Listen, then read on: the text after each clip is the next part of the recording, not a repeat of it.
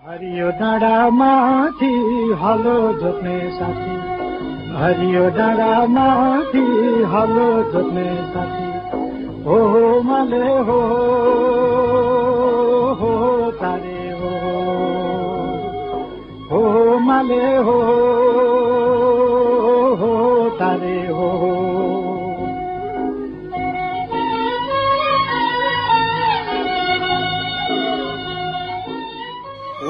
यति बेला किसानहरू हरियो डाँडामाथि अनि डाँडा मुनिका खेतका गरामा हरियो धान रोप्ने चटारोमा छन्। मानो रोपेर मुरी फलाउने महिना भएकाले पनि किसानलाई असारको चटारोले छपक्कै छोपेको छ। त्यसमाथि असार मेहनत, परिश्रम अनि किसानका आँखामा भरिएका अपेक्षाको महिना पनि हो। अन्नको राजा धान रोप्न किसानहरू असारे भाका गुनगुनाउँदै दबदबे हिलोमा भुलेका भेटिन्छन्। यति बेला हिलो खेतमा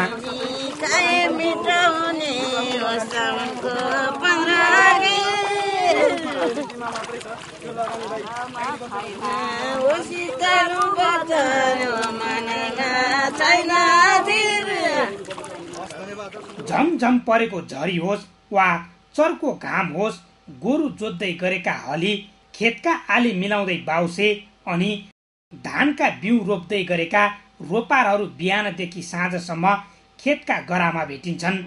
आजकल धेरै जसो स्थानमा गोरुको ठाउँ ट्र्याक्टरले पनि लिएको छ। अर्कोतर्फ असार 15 महत्त्वपूर्ण दिन पनि हो। असारे भाका गुनगुनाउँदै दही चिउरा खाने दिनका रूपमा असार 15 प्रख्यात छ। रोपाई गर्नेहरू मात्र होइन, सहर बजारमा बस्नेले समेत दही चिउरा खाने दिनको रूपमा असार 15लाई सम्झन्छन्। रमाइलो गर्छन्, नाचगान गाउँछन्, दही चिउरा खान्छन्, सबै मान्छे जुगाट हुन्छन्। प्रमुख खाद्यान्न बालीको जोहो गर्न खेतका गरामा बिउ काट्दै दबदबे हिलोमा छुपु छुपु धान रोप्दै वा गोरु जोतेर किसानहरू बाली नाली लगाउनतिर व्यस्त हुन्छन्। तर यस वर्ष समयमै मनसुन नभएका कारण मध्य असारसम्म 9% मात्र रोपाई भएको छ, जसले गर्दा असार 15मा भ्याइ नभ्याइ हुनुपर्ने किसान खेतमा उभिएर आकाशतिर हेरिरहेका भेटिन्छन्।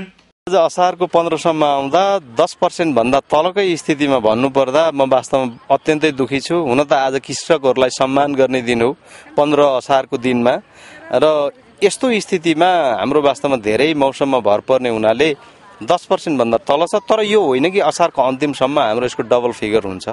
यस वर्ष किसानले मल अभावको सामना त गर्नु परेको छैन, तर किसानहरूले समयमै पानी नपर्दा समस्या झेल्नु परेको छ।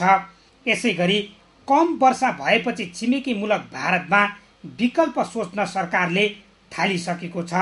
तर छेउको नेपालमा भने कृषि मन्त्रीले किसानलाई राहतको व्यवस्था गरेको भनेर बल्ल मुख खोलेका छन् कि सन् 2022सम्म अल्प विकसित मुलुकबाट विकासशील मुलुकका रूपमा स्तर उन्नति गर्नका निमित्त नेपालको पहिलो प्राथमिकता भनेको कृषि क्षेत्रको विकास गर्नु हो।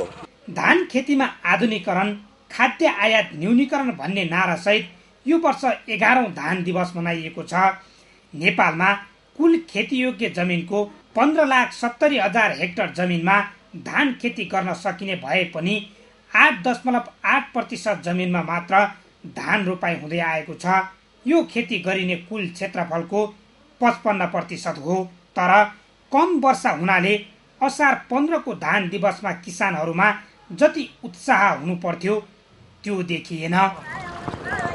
छ्यापछ्याप्ती हिलो खेल्ने अर्थात् दही चिउरा खाने दिन असार 15। मध्य असारसम्म आउँदा पनि समयमै मनसुन सुरु नहुँदा 50% रोपाई सकिनुपर्ने थियो। तर बेलैमा मनसुन नभएपछि 9% मात्र धान खेती गरिएको छ। सगरमाथा टेलिभिजनका लागि क्यामेरामा सञ्जय नेउपानेका साथ बालकृष्ण शर्मा, खुमलटार, ललितपुर।